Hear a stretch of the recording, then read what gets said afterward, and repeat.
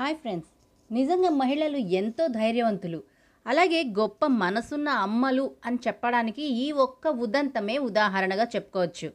మహిళల మీద అటు సోషల్ మీడియాలోనూ ఇటు బయట ప్రపంచంలో కూడా ఎన్నో దాడులు, లైంగిక వేధింపులు కూడా జరుగుతూనే ఉన్నాయి. ఈ మధ్యకాలంలో మనం చూస్తూనే ఉన్నాం వాటిని.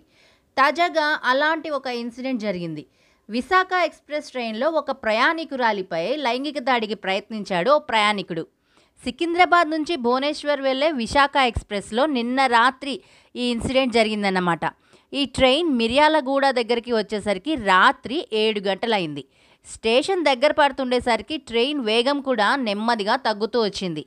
ఇంతలో ఎస్-2 బోగీలో ప్రయాణిస్తున్న ఒక మహిళ వాష్రూమ్కి వెళ్ళి మళ్ళీ తన సీట్ దగ్గరికి వెళ్ళబోతుండగా డోర్ దగ్గర మద్యం మత్తులో ఒడిశాకు చెందిన బిశ్వాస్ అనే ఒక ప్రయాణికుడు నిలబడి ఆ మహిళని వేధించడానికి ట్రై చేశాడు. అతను ఆమె నడుమును పట్టుకొని కిందకి లాగేసరికి ఆమెకు అసలు విషయం ఏంటో అర్థమైపోయింది. దాంతో ఆమె అతని నుంచి తప్పించుకోబోయి రైలు నుంచి కింద పడిపోయింది. కొద్ది దూరం వెళ్ళాక అసలే మద్యం మత్తులో ఉన్న ఆ యువకుడు కంట్రోల్ చేసుకోలేక రైలు నుంచి అతను కూడా కింద పడిపోయాడు. గాయాల పాలైన మహిళ అస్సలు భయపడకుండా లేచి నిలబడింది. దెబ్బలు తగిలినా రక్తం కారుతున్నా లెక్క చేయకుండా ధైర్యంగా అక్కడికి దగ్గరలో ఉన్న ఒక తాండా దగ్గరికి నడుచుకుంటూ వెళ్ళి అక్కడ చుట్టుపక్కల ఉన్నటువంటి వాళ్ళతో ఈ జరిగిన విషయం మొత్తాన్ని కూడా చెప్పిందనమాట. వాళ్ళు వెంటనే స్పందించారు.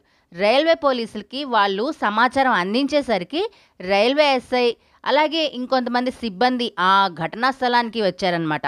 అప్పటికి ఆ తాండా ప్రజలు ఆమెకు కొంత ఫస్ట్ ఎయిడ్ అయితే చేశారు. పోలీసులు అక్కడికి వచ్చి ఆ మహిళని అంబులెన్స్లో ఆసుపత్రికి తరలించారు.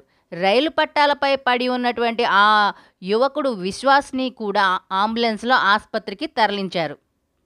శ్రీకాకుళం జిల్లాకు చెందిన ఆ మహిళ ఒక టీచర్ అనే విషయం అయితే తెలుస్తోంది. ఈ రోజున మహిళలు కానీ యువత కానీ ఇలాంటి వాళ్ళని ఖచ్చితంగా ఇన్స్పిరేషన్గా తీసుకోవాల్సిన అవసరం ఉంది. ఇక్కడ తనను తాను కాపాడుకోవడంతో పాటు అతన్ని కూడా కాపాడి తనలోని మానవత్వాన్ని ప్రదర్శించింది ఈ మహిళ. నిజంగా ఈ మహిళకి హ్యాట్స్ ఆఫ్ చెప్పొచ్చు. ఇలాంటి మహిళలు ఉన్నటువంటి సొసైటీలో మనం కూడా ఉన్నందుకు గర్వించాల్సిన విషయం. ఇలాంటి మహిళల్ని ఖచ్చితంగా ఈ రోజున ఉన్నటువంటి యూత్ ఇన్స్పిరేషన్గా తీసుకొని తమని తాము కాపాడుకునే మార్గాల్ని వెతుక్కోవడం చాలా ఉత్తమం.